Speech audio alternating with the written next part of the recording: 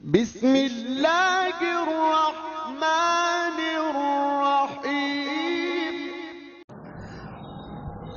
الحمد للہ رب العالمین والصلاة والسلام علی اشرف الانبیاء والمرسلین وعلی آلہ واصحابہ اجمعین اما بعد فاعوذ باللہ من الشیطان الرجیم بسم اللہ الرحمن الرحیم اليوم اکملت لکم دینکم وأتممت عليكم نعمتي ورضيت لكم الإسلام دينا إن الدين عند الله الإسلام آمنت بالله صدق الله مولانا العظيم وصدق رسوله النبي الكريم ونحن على ذلك لمن الشاهدين والشاكرين والحمد لله رب العالمين.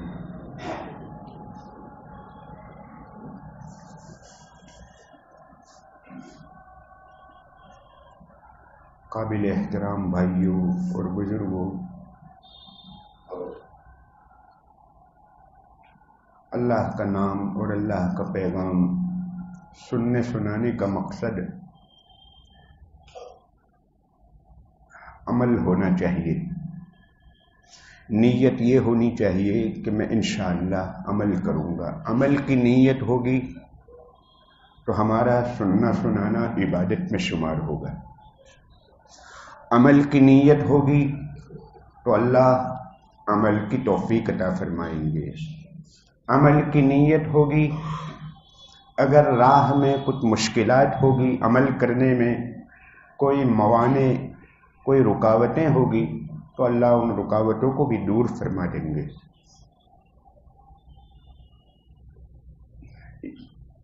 فقط ٹائم پاس کرنا یا پانی ناپنا کہ دیکھیں کیسا بیان کرتے ہیں، میرے بھائیوں، اللہ کا نام اور اللہ کا پیغام اس کے لیے نہیں ہے. عمل کی نیت نہیں ہے تو پھر یہ مشاعرہ ہوگا اور قوالی بن جائے گی. وہاں کوئی عمل کی نیت نہیں ہوتی ہے، وہاں ٹائم پاس کرنا مقصد ہوا کرتا ہے. لہذا میرے بھائیوں، ہر ایسی مجلس میں، ہر بیان کے موقع پر کم از کم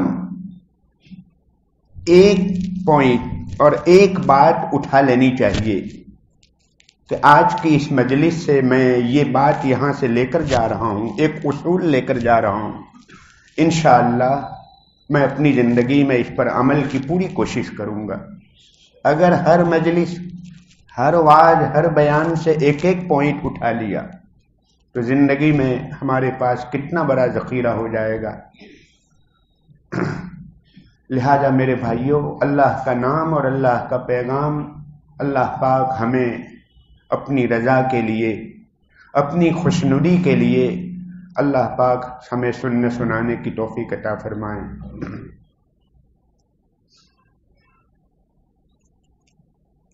میرے بھائیوں، میں نے جو آیت شریفہ پڑھی ہے یہ سب سے آخری وحی ہے. احکام یعنی جائز ناجائز مسئلے مسائل کے اعتبار سے یہ قرآن مجید کی سب سے آخری آیت ہے. الیوم اکملت لکم. اس آیت شریفہ کے بعد ترغیب ترہیب، ڈرانے کے لیے، شوق دلانے کے لیے، فضیلت کے لیے، عمل کی تاکید کے لیے آیتیں کچھ نازل ہوئی. باقی احکام اور شرعی قوانین کے اعتبار سے یہ سب سے آخری آیت شریفہ ہے. یہ آیت شریفہ کے نازل ہونے کے بعد تقریباً 3 مہینے کے بعد جناب نبی پاک صلی اللہ علیہ وسلم کا انتقال ہوا، آپ کی وفات ہوئی، آپ دنیا سے پردہ فرما گئے.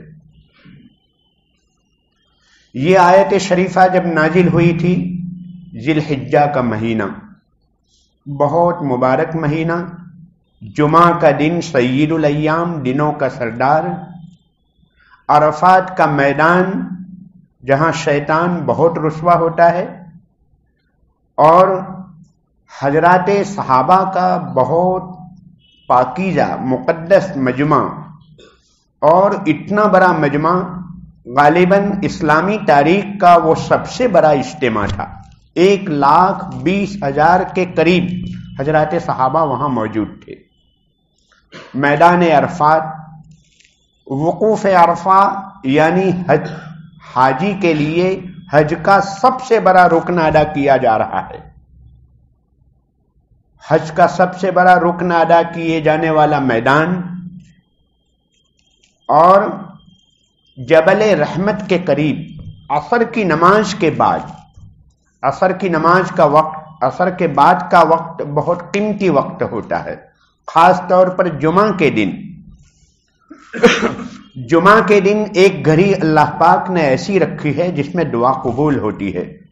اکثر حضرات محدثین نے وہ گھڑی کے بارے میں فرمایا کہ عصر اور مغرب کے بیچ کا وقت. دوسرے اقوال بھی ہیں. حضور پاک علیہ السلام اپنی اونٹنی، عذبہ نامی ایک اونٹنی تھی، اس کے اوپر سوار تھے اور اس وقت وحی آ رہی ہے. حضور پاک علیہ السلام جب وحی آتی تھی تو آپ کی طبیعت کے اوپر ایک بوجھ ہوتا تھا. خالق اور مخلوق کے درمیان کا ایک کمیونیکیشن، واسطہ، ایک تعلق ہو رہا ہے، ایک ڈیٹا ٹرانسفر ہو رہا ہے. جیسے ہم ایک موبائل سے دوسرے موبائل میں ڈیٹا ٹرانسفر کرتے ہیں، وحی آ رہی تھی خالق کی طرف سے مخلوق کے نام، سید الانبیاء کے نام. اتنا بوجھ پڑ رہا تھا طبیعت پر کہ آپ کی اونٹنی بیٹھ گئی. اس وقت یہ آیت شریفہ نازل ہوئی جس میں ہمارے لیے اللہ پاک نے بہت بڑا انعام، ایک بہت بڑی نعمت کا اعلان فرمایا. الیوم اکملت لکم، آج کے دن اللہ پاک نے بعضوں نے ترجمہ کیا آج کے دن، بعضوں نے ترجمہ کیا اب، اس وقت. اکملت لکم، اب اللہ پاک فرماتے ہیں کہ میں نے تمہارے لیے تمہارا دین مکمل کر دیا، کامل کر دیا، کمپلیٹ کر دیا، پرفیکٹ بنا دیا. وَأَتْمَمْتُ عَلَيْكُمْ نِعْمَتِي، اور میری نعمت کو مکمل کر دیا. وَرَضِيتُ لَكُمُ الْإِسْلَامَ دِينًا، 3 جملے ارشاد فرمائے. میں نے تمہارا دین مکمل کر دیا، میری نعمت کامل کر دی، اور تمہارے لیے اسلام نامی دین زندگی گزارنا، دستور حیات میں نے تمہارے لیے منتخب کیا. 3 باتوں کا اعلان فرمایا. دین کامل اور مکمل، آئندہ قیامت تک کے لیے اب یہی دین باقی رہے گا، یہ منسوخ نہیں ہوگا. باقی شریعتیں آتی تھی لیکن وہ ایکسپائر ہو جاتی تھی، ان کی ایکسپائری ڈیٹ ہوا کرتی تھی. لیکن شریعت اسلامیہ، شریعت محمدیہ، سب کا نام اسلام ہے. آدم علیہ السلام سے لے کر اب تک جتنی شریعتیں آئی وہ سب کا سب اسلام. یہ جو کہا جاتا ہے کہ اسلام کو تو 1450 سال ہوئے اور ہمارا مذہب تو 5000 سال پرانا ہے، یہ غلط بات ہے. آدم علیہ السلام کے اوپر جو وحی آتی تھی، جو شریعت آئی تھی، وہ بھی اسلام. یہ اسلام کی آخری کڑی ہے. اس سے پہلے بھی اسلام ہی تھا، یہ اسلام کی آخری آورتی، آخری کڑی ہے، لاسٹ ایڈیشن ہے. یہ باقی اسلام وہ بھی ہے، یہ بھی اسلام ہے. بس فرق اتنا ہے کہ اب قیامت تک کے لیے یہی مذہب چلے گا، یہی دین چلے گا.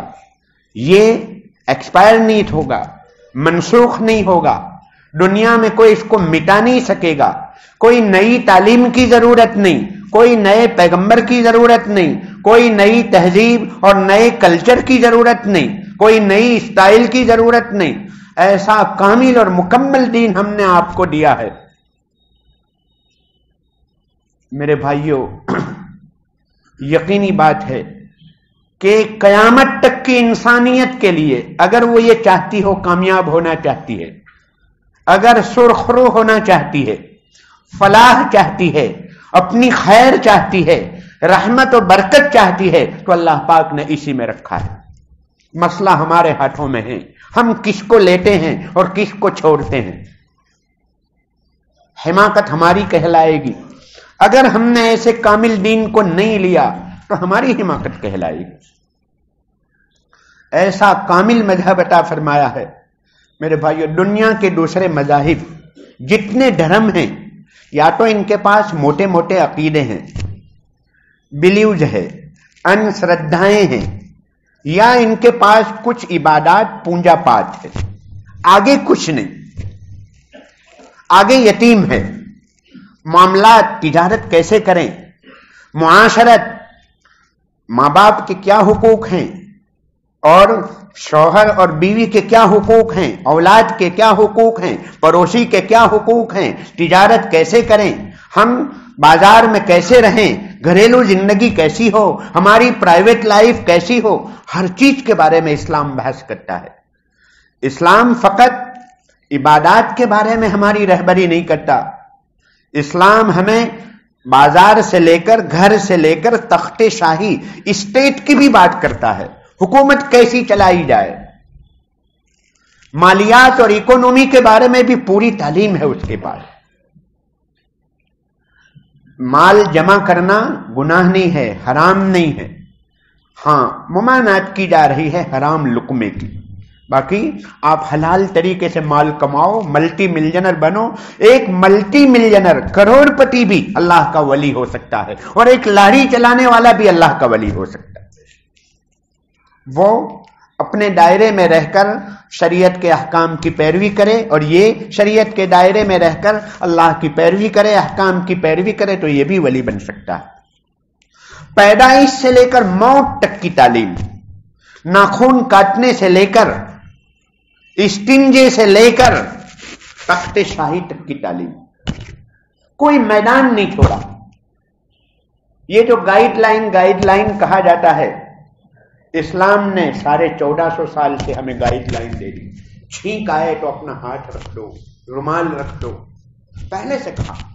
ہاتھ دھونا، نظافت، پاکی اور صافی اور صفائی اور ستھرائی، اسلام نے جتنی تعلیم دی ہے دنیا میں کسی دھرم کے پاس وہ تعلیم نہیں ملی۔ ایک نمازی 5 مرتبہ فرض نمازوں کے لیے وضو کرتا ہے، 15 مرتبہ ہاتھ دھوتا ہے۔ ہر وضو میں 3 مرتبہ ہاتھ دھونا سنت، 15 مرتبہ تو فرض نمازوں کے لیے، پھر اوابین، اشراق اور دوسری تہجد، دوسری نمازوں کے لیے الگ، پھر قرآن مجید کی تلاوت کے لیے الگ، پھر کھانے سے پہلے الگ، کھانے کے بعد الگ ہاتھ دھونا، جگہ جگہ۔ اور اسلام نے ایسی گائیڈ لائن دی، ہمارا تن بھی پاک ہو، من بھی پاک ہو، ہمارا دھن اور ہماری دولت و مال بھی پاک ہو، ہمارا دل و دماغ بھی پاک ہو، ہمارے خیالات بھی پاک ہو، ایک ایک چیز پاک۔ نظفوا افنیتکم، ترمذی شریف کی روایت، آنگن کو صاف رکھو۔ جو مذہب یہ کہے گا آنگن کو صاف رکھو، کیا وہ گھر میں کچرا رکھنے کی تعلیم دے گا؟ وہ مذہب بدرجہ اولا گھر کو پاک صاف رکھنا پڑے گا۔ جو مذہب یہ کہے گا کہ گھر کو پاک رکھو، کیا وہ بدن کو ناپاک رکھنے کی تعلیم دے گا؟ کیا وہ مذہب کپڑوں کو ناپاک رکھنے کی تعلیم دے گا؟ جو مذہب یہ کہے کہ بدن پاک رکھو، دل و دماغ کو ناپاک رکھنے کی تعلیم دے گا؟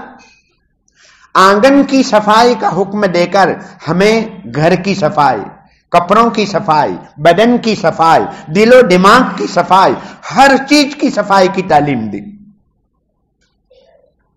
لیکن کیا کیا جائے؟ جس قوم اور جس امت کے لیے یہ حکم ارشاد فرمایا ہو کہ آنگن کی صفائی رکھو، اسی مسلمان کا محلہ گندا ملتا ہے، اسی مسلمان کے آنگن میں کچرا ہوتا ہے۔ کمی اور کوتاہی ہماری ہے میرے بھائیوں۔ ایسا جامع مذہب اللہ پاک نے ہمیں عطا فرمایا ہے۔ طاعون اور وبا اور کوئی وائرس اور کوئی بیماری پھیلے، اسلام نے 1400 سال پہلے 1400 سال پہلے تعلیم دے دی تھی، جہاں وبا، جہاں کوئی بیماری پھیلی ہو وہاں مت جاؤ، وہاں سے کوئی باہر نہ نکلے، کوارنٹائن ہونا اسلام نے پہلے سے دیا، کوئی چیز نہیں چھوڑی ہے۔ الحمدللہ ایک ایک چیز کے بارے میں پوری تلقین ملے گی۔ میرے بھائیوں، کمی ہماری ہے، چاروں طرف پوری دنیا یہ کہتی ہے کہ ہمارا مذہب اور دھرم حق ہے، سب یہ کہتے ہیں، جتنے دھرم ہیں سب یہ کہتے ہیں، ہم بھی کہتے ہیں کہ ہمارا دھرم حق ہے۔ کون حق کون باطل کیسے پہچانے؟ میرے بھائیوں، جو نبی، جو مذہبی پیشوا یہ کہتا ہو کہ میں سب کے لیے آیا ہوں، پوری انسانیت کے لیے آیا ہوں، سارے مانویوں کے لیے، قیامت تک کے انسانوں کے لیے میں آیا ہوں، وہ حق۔ آپ دوسرے مذہب کو جانچ لیجئے کس نے کیا کہا۔ جو نبی، جو پیغمبر، جو مذہبی پیشوا یہ کہتے ہوں کہ میں سب سے آخری نبی ہوں، کسی نے یہ دعویٰ نہیں کیا کہ میں سب سے آخری ہوں۔ پیغمبر علیہ السلام، جناب نبی پاک صلی اللہ علیہ وسلم کا اعلان تھا کہ میں سب سے آخری ہوں، انی رسول اللہ علیکم جمیعا انا النبی لا نبی بعدی، میرے بعد کوئی نبی نہیں، میں پوری انسانیت کے لیے آیا ہوں۔ جس مذہب کی تعلیم محفوظ ہو، ریکارڈ ہو، وہ مذہب حق ہے، وہ سچ ہے۔ دوسرے مذاہب کی تعلیمات کو دیکھ لیجئے۔ عیسائی دنیا میں آبادی اور پاپولیشن کے اعتبار سے 1 نمبر کی قوم، سب سے زیادہ آبادی ان کی ہے، لیکن بائبل اور انجیل کی حفاظت کا کیا عالم ہے مت پوچھو۔ ہر 5 سال میں اس میں چینجنگ ہوتی ہے، تبدیلی ہوتی ہے۔ عیسائی اپنے نبی کی 40 دن کی زندگی کو محفوظ نہیں کر پائے۔ ہمارے پاس جناب نبی پاک صلی اللہ علیہ وسلم کی زندگی ایک ایک لمحہ محفوظ۔ آج کسی منسٹر کی زندگی ایسی محفوظ نہیں جیسی جناب نبی پاک صلی اللہ علیہ وسلم کی زندگی۔ آپ نے کیا کھایا، کیا پہنا، کہاں گئے، کہاں آئے، کن کو دیکھا، کس نے آپ کو دیکھا، آپ کن سے مصافحہ کیا، کس نے آپ سے مصافحہ کیا، کن بچوں نے آپ کی گود میں پیشاب کیا، ایک ایک چیز۔ مکہ مکرمہ میں ایک ادارہ ہے، السلام علیک یا رسول اللہ، اس نام کا ادارہ ہے۔ 1500 والیوم اور 1500 جلدوں میں سیرت طیبہ لکھی جا رہی ہے، 1500 والیوم۔ یہود دنیا میں اکانومی اور مال کے اعتبار سے 1 نمبر کی قوم، حضرت موسیٰ علیہ السلام کی تعلیم کو محفوظ نہیں کر پائی۔ حضرت موسیٰ علیہ السلام کی تعلیم ان کے پاس محفوظ نہیں، ہمارے پاس ایک ایک چیز محفوظ ہے۔ جس کی شریعت، جو دھرم محفوظ ہو، وہ یہ کہہ سکتا ہے کہ یہ حق ہے، یہ سچ ہے، باقی کسی کو یہ دعویٰ کرنے کا حق نہیں۔ اگر آپ کہتے ہیں کہ ہمارا مذہب و دھرم حق ہے تو لاؤ کیا تعلیمات ہے؟ کوئی تعلیمات نہیں ہو ان کے پاس محفوظ۔ میں نے جیسا کہ شروع میں کہا، موٹے موٹے عقیدے ہیں اور چند پوجا پاٹ اور عبادات۔ پوری دنیا کے دھرم اور مذہب یہ کہتے ہیں، اعلان کرتے ہیں کہ مذہب اور دھرم کا تعلق فقط عبادات سے ہے، پوجا پاٹ سے ہے، مسجد، مندر، چرچ، ڈیرا سر اور گرودوارا اور سیناگوگ اور اس سے ہے، باقی کسی سے نہیں ہے۔ باہر مذہب کا کوئی تعلق نہیں۔ اسلام اعلان کرتا ہے کہ اسلام کا تعلق پوری 24 گھنٹے کی زندگی سے، پورے 365 دن سے ہے۔ زندگی کا کوئی شعبہ ایسا نہیں ہے جہاں ہمیں تعلیم نہ دی ہو۔ یتیم نہیں چھوڑا ہمیں۔ ایک مرتبہ سلمان فارسی رضی اللہ تعالیٰ عنہ سے کسی یہودی نے کہا، تمہارے نبی تو عجیب ہیں، تم کو پیشاب پانی کرنے کا طریقہ سکھاتے ہیں؟ آپ نے فرمایا اجل، فخر کے ساتھ فرمایا کہ ہاں، ہمیں ہمارے نبی نے پیشاب پانی کرنے کا طریقہ بتلایا ہے، اگر نہ بتلاتے تو معلوم نہیں ہم کیسے کیسے پیشاب کرتے ہو۔ کیسے دنیا کی قوموں کو دیکھ لیجئے، وہ کیسے استنجا کرتی ہے۔ استنجا کرنے کا جو طریقہ ہمارے پاس ہے، دنیا کی کسی قوم کے پاس نہیں۔ پانی پینے کا جو طریقہ ہمارے پاس ہے، دنیا کی کسی قوم کے پاس نہیں۔ آپ کے پاس خزانے ہیں، ہمیں اپنی چیز کی قدر نہیں۔ آج دنیا نے ہمارے سونے کو پیتل ثابت کرنا چاہتی ہے۔ دنیا حیا کو بے حیائی سے بدلنا چاہتی ہے، ہماری سادگی کو فضول خرچی سے بدلنا چاہتی ہے، دنیا ہماری ہمدردیوں کو ظلم سے بدلنا چاہتی ہے۔ میرے بھائیوں، سب سے پہلے نمبر کا ہمارا فریضہ یہ ہے کہ ہمیں اپنی چیز کے بارے میں ایمان ہو، یقین ہو، اطمینان ہو۔ مذہب اسلام کی حقانیت، اس کی صداقت، اس کی سچائی اور پوری دنیا میں سب سے بالکل ہائیسٹ ہونا، اس کا یقین ہونا چاہیے۔ اگر یقین ہے تو آدمی عمل کرے گا، ورنہ عمل نہیں کرے گا۔ پہلے نمبر اس بات کی ضرورت ہے، ہم اپنے ایمان کو بڑھائیں، یقین کو بڑھائیں۔ اس کے مقابلے میں جو کچھ ہے سب دوسرے نمبر پر، اس سے بڑھ کر دنیا میں کوئی نہیں۔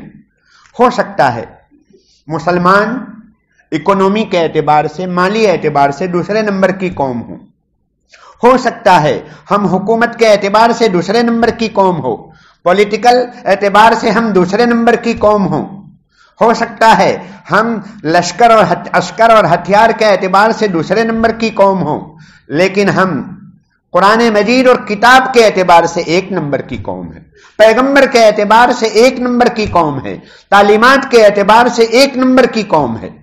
ایسے پیغمبر، ایسی کتاب، ایسی تعلیمات دنیا میں کسی کے پاس نہیں۔ لیکن میرے بھائیوں، فقط فخر کر لینے سے حق ادا نہیں ہو جاتا۔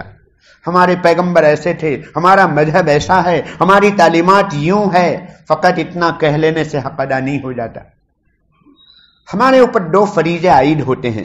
ایک فریضہ ہم پر یہ عائد ہوتا ہے کہ ہم اپنی تعلیمات کو محفوظ کریں۔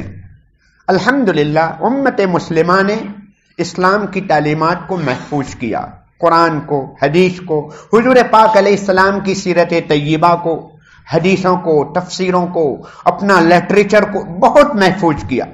پوری دنیا میں آج کی ٹیکنالوجی نے گھر گھر پہنچا دیا، قرآن مجید کی تعلیم بھی گھر گھر پہنچا دی، حدیث پاک بھی گھر گھر پہنچا دی، فقہ بھی گھر گھر پہنچا دیا۔ ارون شوری نام کا ہمارا لا منسٹر تھا، یہاں کا پچھلا لا منسٹر، قانون کا جو وزیر تھا، وزیر قانون، اس نے ایک سوال کیا تھا کہ یہ کیسے لوگ ہیں مسلمان، ان کی فتاوا کی کتابوں میں، اس نے فتاوا کی کتابوں کا مطالعہ کیا تھا، 18,000 فتاوا کا مطالعہ کیا اور پھر 600 پیجز میں ایک کتاب لکھی اسلام کے خلاف۔ کہا کہ یہ کیسے لوگ ہیں، ان کے وہاں تو یہ بھی ملتا ہے کہ بالوں کی صفائی کیسے کی جائے، استنجا کیسے کیا جائے۔ وہ سوال کیا تھا، اشکال۔ جواب یہ ہے، اگر آپ کے دھرم نے اور مذہب نے آپ کی رہبری اور رہنمائی نہیں کی ہے تو یہ قصور آپ کا ہے، یہ تو خوشی کی بات ہے، ضرورت ہے۔ ہم بالوں کی صفائی کیسے کریں، غسل کیسے کریں، ہمیں نہیں معلوم تھا۔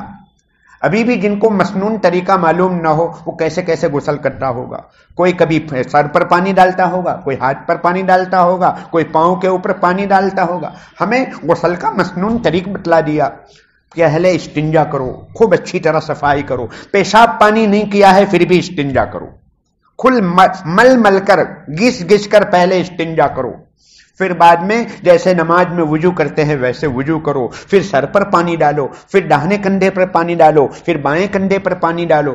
سنت طریق پر غسل کیا جائے گا تو فریشنس اور تازگی تو آئے گی ہی، وہ تو ان کو بھی آ جاتی ہے، لیکن ہمیں روحانی اور نورانی ایک مسرت اور خوشی ہوگی، روحانیت آئے گی۔ سنت طریق پر غسل کرنے میں روحانیت آئے گی۔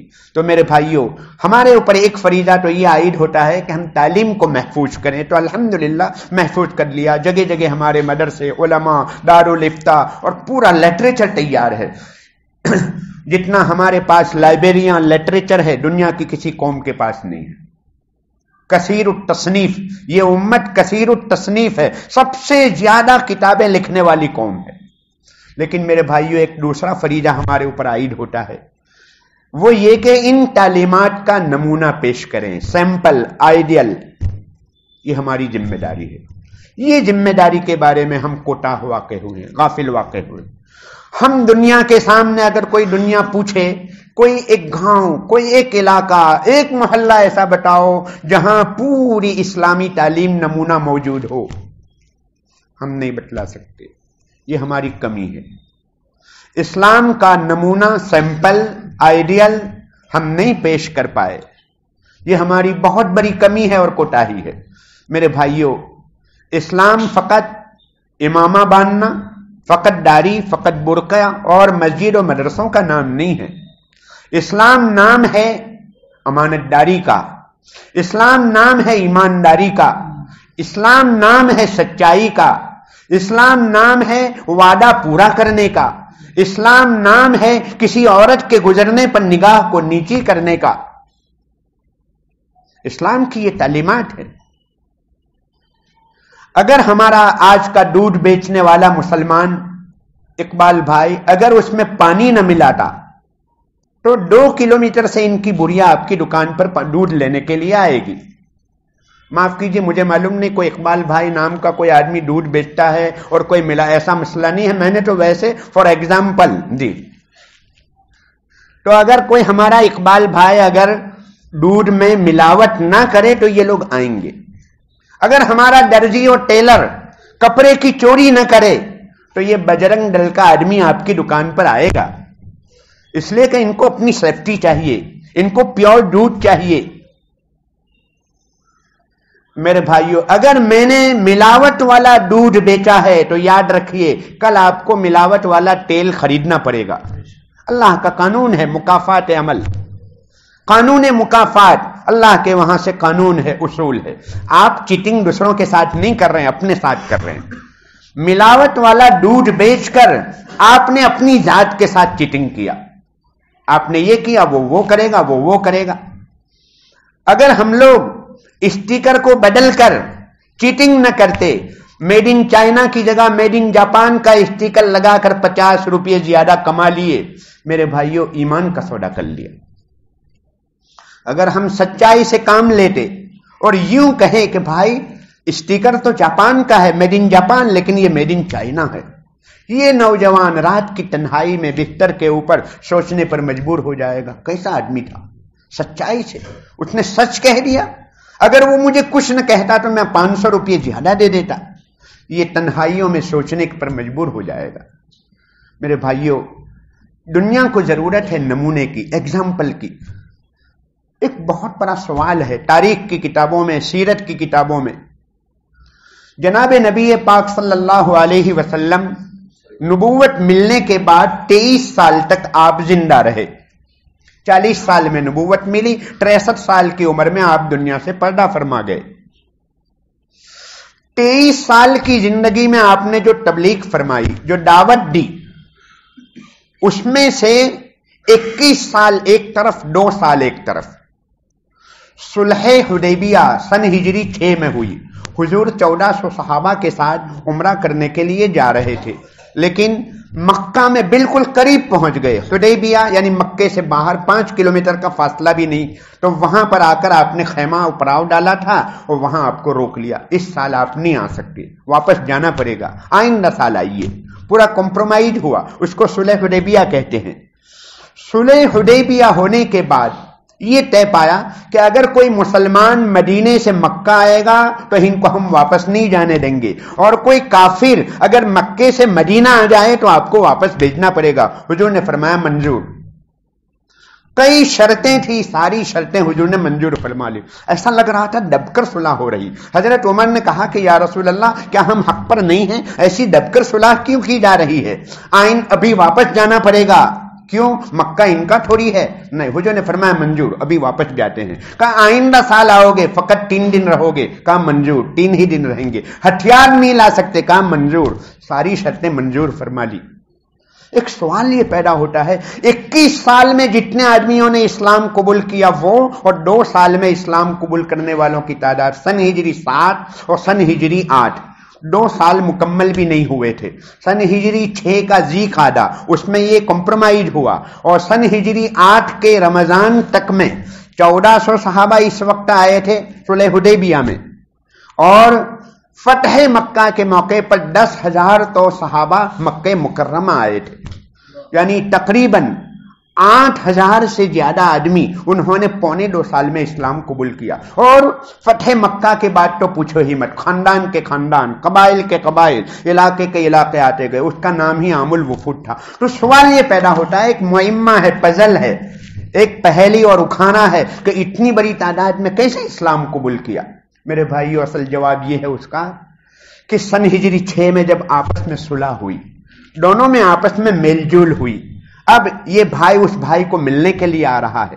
مکے والا مدینہ جا رہا ہے، مدینے والا مکہ آ رہا ہے. مکے والے اپنی تجارت و بزنس کے لیے سیریا اور شام جاتے تھے، بیچ میں مدینہ پڑتا ہے، تو مدینہ ہوتے ہوئے رشتہ داروں کو ایک دوسرے کو دیکھنے کی وجہ سے، ایک دوسرے سے قریب آنے کی وجہ سے ان کو ان کی زندگی دیکھنے کا موقع ملا، سیمپل ملا کہ یہ کیسے لوگ ہیں. ہم جو کھاتے ہیں وہ یہ کھاتے ہیں، ہم جو پہنتے وہ پہنتے ہیں، ہمارا خاندان ایک، ہمارا وطن ایک، ہماری زبان ایک. सब कुछ एक है, आबो हवा एक, खुराक एक है, लेकिन इतना असर कैसे पड़ा? ये लोग हमारी मेहमानी में, मेहमान की मेहमान नवाजी के लिए अपने बच्चों को भूखा रखते हैं और चराग को, मोमबत्ती को ये लोग बुझा देते हैं और मेहमान को खाना खिलाते हैं। ये झूठ नहीं बोलते, ये धोखा नहीं देते हैं, ये बड़ी संजीदगी से मिलते हैं। इतना फर्क कैसे आया इनकी जिंदगी के अंदर? ये एक सवाल था। ये सवाल वो अपने आप से करते थे।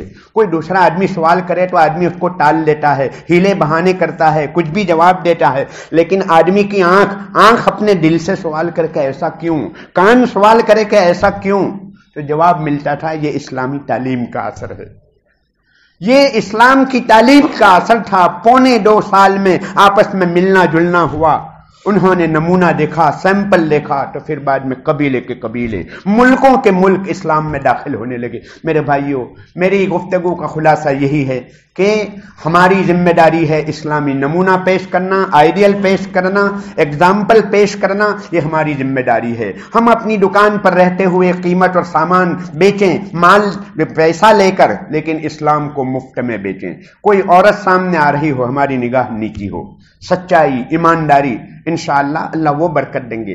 काम बनाने वाली जात अल्लाह की है।